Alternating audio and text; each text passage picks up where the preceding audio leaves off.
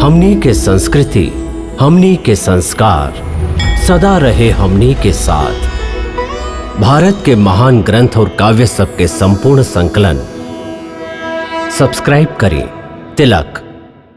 ऐसे हम कौरव के एह भरल सभा में पांडवन के राज और उनकर अधिकार लौटावे के मांग एक बार फिर करत हैं और आपसे एह महत्वपूर्ण समस्या के समाधान में आपकी इच्छा जानल चाहते हैं।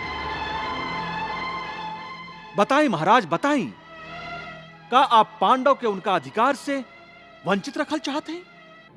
बोली महाराज, बोली। क्षमा करी द्वारकाधीश। महाराज के जे कहे के रहे वो पहले ही पांडव के दूत से कह चुकल हैं, लेकिन पांडव आपके युवा आवे के कष्ट देके अच्छा ना कैलन। महाराज के उत्तर ता वहियों उहे बा जे पहले रहे। पांडवन के जुआ में हारल राजपाट वापस ना मिली।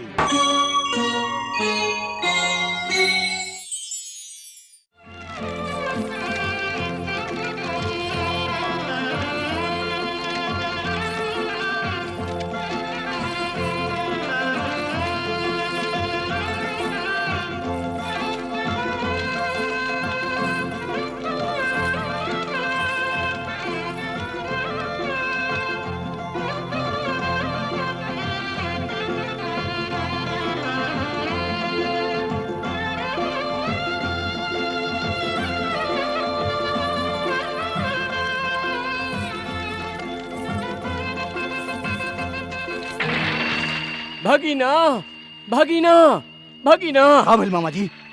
अरे सब कुछ उथल पुथल हो गई। उथल पुथल? हाँ, तो इतना तो जानत बड़ा ना कि विराट नगरी में अर्जुन के बेटा अभिमन्यु के बियाह राजकुमारी उत्तरा के साथे संपन्न हो गई है। हम सब कुछ जानत हैं मामा जी, सब कुछ जानत हैं। बाकी आप काहे अपन बुद्धि ओ बुद्धू पांडवन के ऊपर खपा रहल हैं? हाँ? भगीना, ए बियाह में सम्मिलित सब राजा महाराजा के सूची देख के हमार आग फटल के फटल रह गई, जबकि हम लोग ऊ लोग के भिखारी कह के घास तक ना डरली। भगीना, इतना तो तू समझ ही रहल बाड़न ना कि एकर माने ही भइल कि सब राजा महाराजा युधिष्ठिर के भतीजा के बियाह में सम्मिलित होके ए बात के प्रमाण और आश्वासन दे रहल बाड़न कि ऊ अभइयों युधिष्ठिर के ही अपन सम्राट मान रहल बाड़न। भगीना, अब एह बनवासी पांडवन के निर्बल समझल बहुत बड़ भूल होई। हाँ मामा जी, आप बेकार में चिंतित हो रहल हैं। पांडव चाहे कितनो बलवान हो जास, उनकर बल हमार छल के सामना ना कर सके। हम छल कपट के साम्राज्य के सम्राट हैं, सम्राट। हाँ, और हमेशा हम सम्राट रहब मामा जी। भगीना, ए भ्रम में रह के त दशानन रावण भी मारल गईल रहे। एक बात हमेशा ध्यान रखा भगीना, राजपाट कभइयों भ्रम और निश्चिंतता से ना चलावल जाए। पांडव बियाह के आड़ में युद्ध के तैयारी करत हम लोग के साथे एगो कुटिल चाल चलले बाड़न। कुटिल चाल। हाँ, कुटिल चाल? हाँ, कुटिल चाल। काहे कि पांडव बियाह संपन्न होते विराट नगरी के पुरोहित के आपन दूत बना के हस्तिनापुर भेजले बाड़न। बाकी मामा जी, वो दूत बा कहवा? यही बात के हमके दुख बा भगीना कि तोहके कोनो खबरें नहीं खे। तू अपन आस्तीन में कितना सांप पाल के रखले बड़ा। मतलब? माने तोहार महामंत्री विदुर जे दूत के दरबार में लावे के बजाय सीधे महाराज धृतराष्ट्र के लगे लेके चल गईलन। यदि अभइयो तू समय गंवईबा तो हमके डर बा भगीना कि कहीं महाराज धृतराष्ट्र पांडवन के उनकर राज्य वापस देवे के भूल न कर बैठस। ना मामा जी, ना, ई कबो ना होई। हाँ, हम पांडवन के उनका राज्य कबो ना लौटाई। महाराज धृतराष्ट्र, आप हम पांडवन खातिर खाली हस्तिनापुर के राजा ही ना, हम लोगन के बड़ पिताजी भी हैं। ऐसे संधि के अनुसार हम अपन अधिकार और इंद्रप्रस्थ के वापसी के मांग हस्तिनापुर के महाराज से करत हैं और अपना बड़का पिताजी से ये निवेदन करत हैं कि वो हमार राज्य सहित हमार अधिकार भी लौटावे के कृपा करब। कबो ना। हाँ। भाई, आप कौन अधिकार के बात कर रहा हैं? उहे अधिकार जेकर यदि 13 बरिस के सूद जोड़ल जाए तब वो मूलधन से ज्यादा ही हुई। हाँ। महाराज, पांडव आपन राजपाट जीवन भर खातिर ना हारल रहन। जुआ के शर्त के अनुसार 13 बरिस के बाद पांडवन के उनकर अधिकार बिना मंगले लौटा देवे के चाहिए। ई तो पांडवन के शिष्टाचार बा जे अब वो आपसे अपन अधिकार मांग रहल बाड़न। भिखारी मंगबे करेलन, काहे कि उनका में छीने के साहस ना होखे, और देवे वाला भीख में चंद टुकड़ा ही देवेला, राजपाट ना। पांडव के तो हम इंद्रप्रस्थ के नक्शा भी ना दे, जकरा देख के हुआपन दिल के बहला सकस। बेटा दुर्योधन, ई तू का कह रहल बाड़ा? पांडव आखिर हमार आपन बाड़न। क्षमा करी माई, क्षमा करी। हम आपके और पिताजी के कोमल और निश्चल हृदय से पांडवन के प्रति यही स्नेह के निकाले के कोशिश कर रहा है, जे बार बार हमार हित और भलाई के आरे आवेला। एक बार तो पिताजी हाथ में आयल राज्य लौटा देले रहन, अब उहे भूल आप कर रहा हैं। ना बेटा, पांडव के स्नेह ना, बल्कि तोहरे स्नेह हमरा आड़े आवेला, हमके धर्म संकट में डाल देला। पिताजी, पांडव हमसे जुआ खेल के अपन राजपाट हारल रहन, यही से जीतल इंद्रप्रस्थ के खाली हम ही स्वामी हैं। हम केहू और ना। यदि उनका इंद्रप्रस्थ चाही तो वो हमसे मांगस, बाकी हम इतना मूर्ख नहीं खी कि भिखारियन के राजपाट दान करत फिरी। यदि पांडवन में साहस बा तो उनके हमसे युद्ध करे के होई। अब खाली युद्ध ही पांडव के राज्य उनका लौटा सकेला, खाली युद्ध, युद्ध, युद्ध, युद्ध।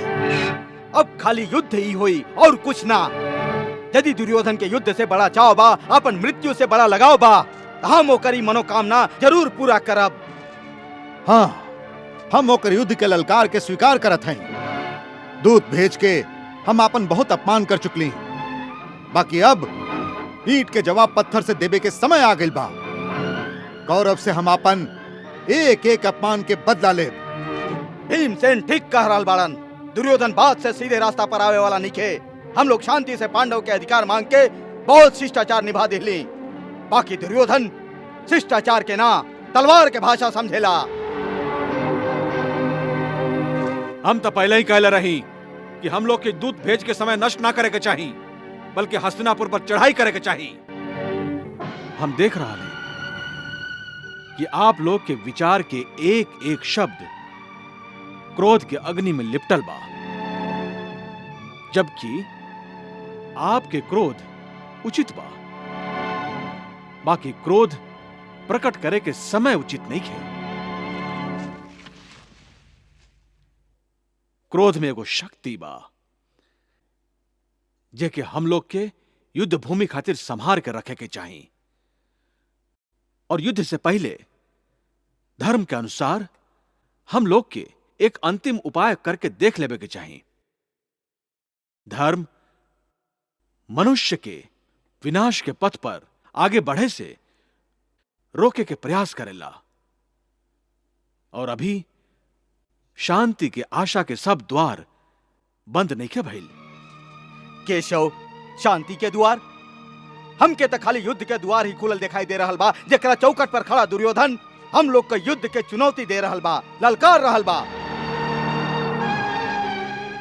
हाँ कृष्ण, शांति के सभी प्रयास तो वही घड़ी समाप्त हो गिल रहे जब दुर्योधन हम लोग के दूत के हाथों शांति के बदले युद्ध के न्योता भेजलस। ना भीम भैया, पांडवन के भेजल शांति संदेश के तहत सत्ता और स्वार्थ के मारे महाराज धृतराष्ट्र और दुर्योधन एगो कोठरी के चार दीवारी में बंद होके सुन ले रहन। बाकी कौरवन के त एकर सूचना तक ना रहे। दुर्योधन और दुशासन तो विषैला नाग बाड़न ही, लेकिन बाकी सब कौरव भी कहां दूध के धुलल बड़न। सब के सब एक ही माटी के बनल बड़न, अधर्म के माटी से। बाकी भैया, कौरव में विकर्ण भी तो बाणन। का भुला गेली? द्रौपदी के वस्त्र हरण के समय वो कौरवन के भरल सभा में खड़ा होके धर्म और सत्ता के पक्ष ले रहन। और फिर कुरु वंश के वृक्ष के आधार खाली धृतराष्ट्र और दुर्योधन ना, कुरु वंश के विशाल वृक्ष के अन्य आधार भी बाड़न। और हम लोग के आपन पक्ष उनका सामने कौरव के भरल सभा में रखे के बा। उनके से हम लोग के पांडवन का अधिकार मांगे के बा। कृष्ण, अब तू ही बतावा कि हमार अगला कदम का होखे के चाहिए। हमरा विचार से तो हम लोग के पांडवन के ओरी से एगो और शांति दूत हस्तिनापुर भेजे के चाहिए। द्वारकाधीश ठीक कहत हई, शांति दूत हम लोग के जरूर भेजे के चाहिए। इस संबंध में हमरा विचार से ता हम लोग के कौनो दूत के ना, बल्कि कौनो ऐसा महत्वपूर्ण व्यक्ति के दूत बना के भेजे के चाहिए जे धर्म, शास्त्र और राजनीति में निपुण होखे। सगरे कौरव जेकर आदर और सम्मान करत होखस। मधुसूदन, हमार दृष्टि में तो खाली आप ही हैं जेकर कौरव सम्मान करेलन और वो आपसे डरालन भी। दुर्योधन या अन्य कौरव आपके सामने सिर उठावे के चेष्टा ना करी हैं। यदि फिर भी उछल कपट के सहारा लेके कोनो षड्यंत्र रचल चाहस तो आप उनकर षड्यंत्र के मुंह तोड़ जवाब दे सकेली। शांति दूत, वाह कृष्ण वाह! रणभूमि में शत्रु के अपना चरण में नाक रगड़े पर विवश करे वाला कृष्ण अब शांति दूत बन के चाहिए। और वो अंधा, बहिरा और गूंगा लोग के सभा में जे ना सत्य सुन सकेलन और न सत्य बोल सकेलन। और ऐसा अधर्मियन की सभा में तो हर शांति दूत बन के गई और शांति के संदेश सुनावल, ई सब केकरा खातिर कृष्ण? पांडवन के उनकर अधिकार दियावे खातिर द्रौपदी। लेकिन पांडव कोनो ब्राह्मण ना हवन जेकर अधिकार मांगे से दान में मिल जाई। उ तक क्षत्रिय हवन, क्षत्रिय, और क्षत्रिय अपन अधिकार रणभूमि में युद्ध करके शत्रु के मुंह में हाथ डाल के छीन लेवेलन के सब। यह तो हम तो के समझावल चाहते हैं द्रौपदी कि क्षत्रिय राजा लोगन के साथ घटल हर घटना के इतिहास साक्षी होला। जैसे आवे वाला अनंत काल तक मनुष्य कौरव के उनका छल, कपट और अधर्म के नाम से जनी है, वैसे ही पांडवन के धर्म पालन और न्याय की याद रखल जाई कि पांडव हथियार उठावे से पहले शांति के हर प्रयास करके देख ले रहन। यही से हम शांति के दूत बनके पांडवन के शांति और न्याय के पक्ष के कौरवन के सभा में रखे जाते हैं।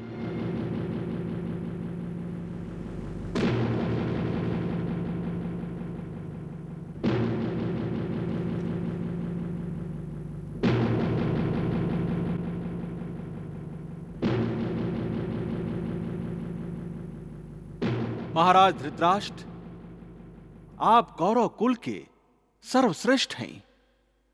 आप कौरव कुल के कर्ता धर्ता हैं। आपके इच्छा के बिना कुछ ना हो सके। महाराज, कौनो निर्णय में जब तक आपके इच्छा आपके सहमति ना होई केहू कुछ ना कर सके। ऐसे हम कौरव के एह भरल सभा में पांडवन के राज और उनकर अधिकार लौटावे के मांग एक बार फिर करत हैं और आपसे यह महत्वपूर्ण समस्या के समाधान में आपकी इच्छा जानल चाहत हैं।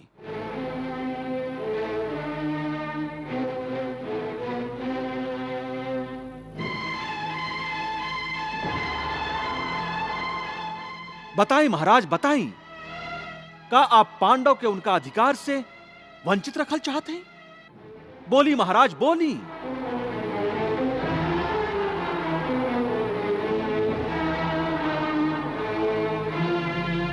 महाराज, हम देखत हैं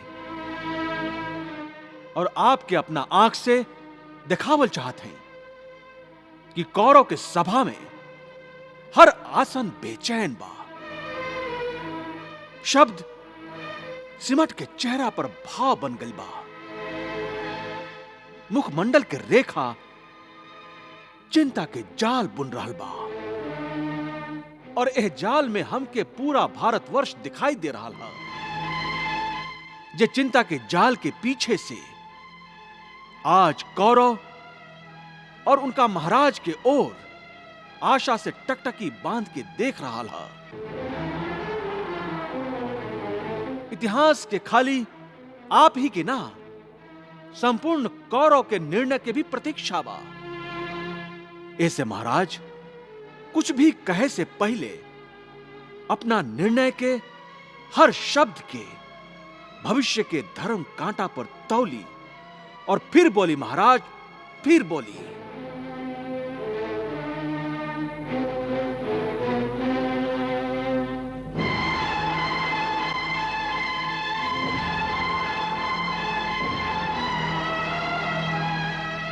बोली महाराज धृतराष्ट्र, इस समय मौन रहे के नहीं खे।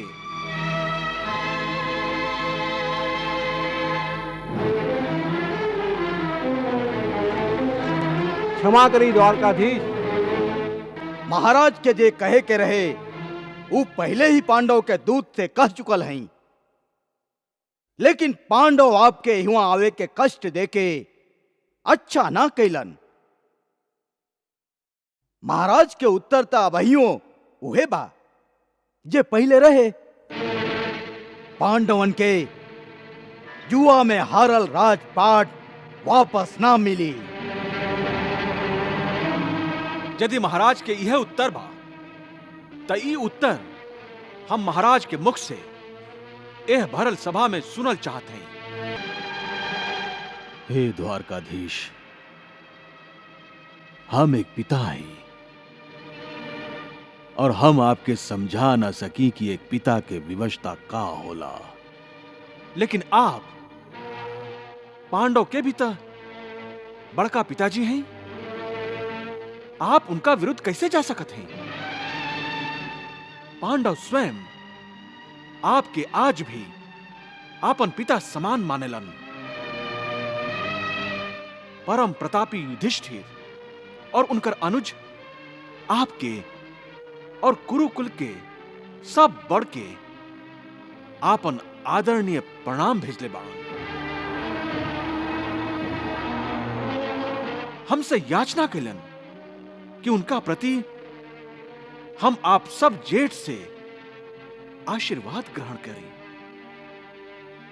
महाराज बताएं, बताएं, हम उनका क्या आशीर्वाद में का ले जाके दी? का कह दी कि आप उनकर प्रेम, स्नेह, आदर और श्रद्धा के ठोकर मार दिली? हाँ हाँ, जरूर कह दी। हम के उनकर स्नेह, उनकर प्रेम, उनकर आदर और श्रद्धा के कोनो आवश्यकता नहीं खे। जाई द्वारिकाधीश, जाई जाके कही ओ पांचों पाखंडी लोग से कि इंद्रप्रस्थ हम जितले बानी। हम यदि वो कायरन के इंद्रप्रस्थ चाही तो जीत के ले जास युद्ध भूमि पर। हम आपके लाख कहला पर भी पांडव के इंद्रप्रस्थ वापस ना लौटाई। काहे के इंद्रप्रस्थ हमार हा हमार और खाली हमरे रही। महाराज रोकी, दुर्योधन के ए हट के रोकी। कहीं ऐसा ना होखे कि आपके ही बेटा अपना झूठा मान गुमान और हट खातिर विनाश के ओह भयानक जंगल में भटक जाए जहां से निकले के कोनो रास्ता ना होखे। दुर्योधन के पांडवन के प्रति ई द्वेष, ये हठीला स्वभाव स्वयं अपना विनाश के द्वार खटखटा रहल बा, युद्ध के न्योता दे रहल बा। और यदि ये युद्ध भइल त एह में खाली दुर्योधन के ही ना बल्कि संपूर्ण कौरव के विनाश हुई। और एह विनाश के उत्तरदायित्व खाली आप पर हुई महाराज, खाली आप पर। द्वारकाधीश, आप हमार आदरणीय हैं, लेकिन एक अर्थ ही नहीं खे कि आप शांति दूत बनके महाराज के भड़काई, उनका युद्ध के धमकी दी ही। ई हम कबो सह ना सकी। आपके भलाई और आदर यही में बा कि आप ओ पांडवन के गुण गाथा गावल बंद करी और चुपचाप बैठल रही। दुर्योधन, अपना जीव के लगाम दा और सत्य सुने के सीखा। द्वारिकाधीश के प्रति ऐसन अपशब्द शोभा नहीं के देते। भगवान के प्रकोप से डरा। पितामह, डेरा लाऊ जे कायर होके हम केहू के प्रकोप से ना डेराई। काहे कि दुर्योधन खुद वो प्रकोप हा, प्रकोप। ठीक कहला दुर्योधन, तू एगो प्रकोप हवा और यह प्रकोप बिजली बन के हस्तिनापुर पर गिरे वाला बा। महाराज, दुर्योधन के ई कटीला और विशाला शब्द एगो अनावश्यक युद्ध के अनिवार्य कर रहल बा। महाराज, धर्मराज युधिष्ठिर अपना शांति संदेश में इहो कहले रहन कि यदि महाराज धृतराष्ट्र अपना बेटा के हाथों लाचार होके हमके हमार राज्य ना लौटा सकी तो उनके कौरव के भरल सभा में अधिका लज्जित मत करिहा, उनका विवशता के प्रदर्शन मत करिहा। उनसे पांडव के इंद्रप्रस्थ के बदले 5 भाइयन खातिर खाली 5 गांव ही मांग लिहा। हम 5 गांव ही पाके संतुष्ट हो जाए।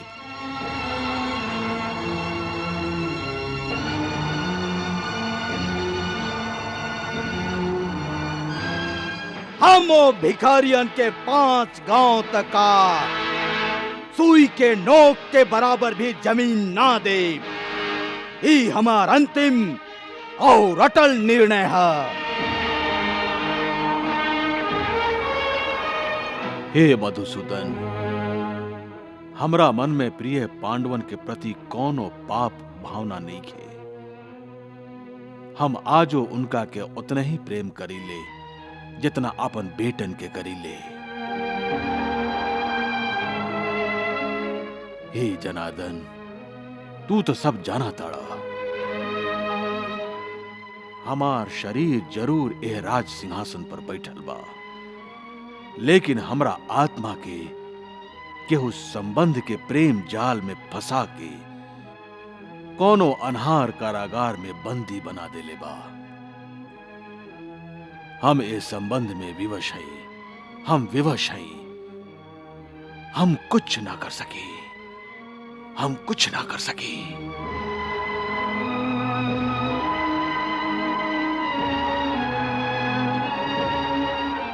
महाराज धृतराष्ट्र, आप अपन विवशता के दुखड़ा रोके अपना कर्तव्य से मुंह ना मोड़ सकी, ओकरा से भाग ना सकी। आप राजा हैं, राजा, और राजा केहू के अधीन ना होखे और ना केहू के बंदी होला, बल्कि ऊ ओकरा के बंदी बनावेला ये दूसरा के अधिकार के हड़पे के चेष्टा करेला। भगीना, श्री कृष्ण तो अब शांति के भाषा के जगह युद्ध के भाषा बोल रहल बाड़न। ई दूत के मर्यादा के उल्लंघन है। ई जीजाजी के हम लोग के विरुद्ध भड़का के हम लोग के बंदी बनावल चाहत बाड़न। हाँ, अरे ई का हमरा के बंदी बनवाई?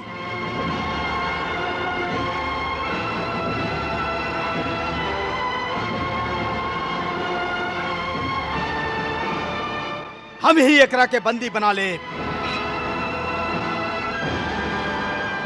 कर्ण, बंदी बना ला ए पक्षपाती दूत के। हाँ, या सावधान!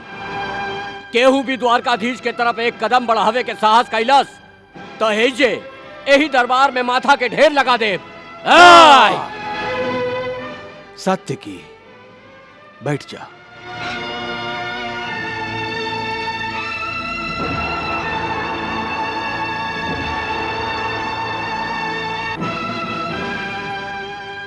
आवा आवा दुर्योधन, आवा कर्ण, आवा हमके बंदी बना ला।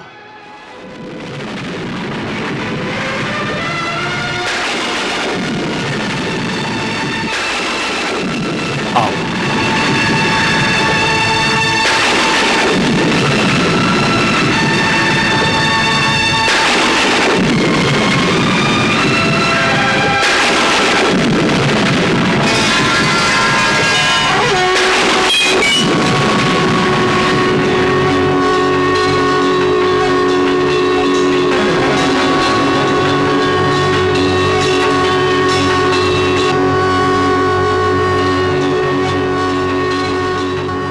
जय श्री कृष्ण।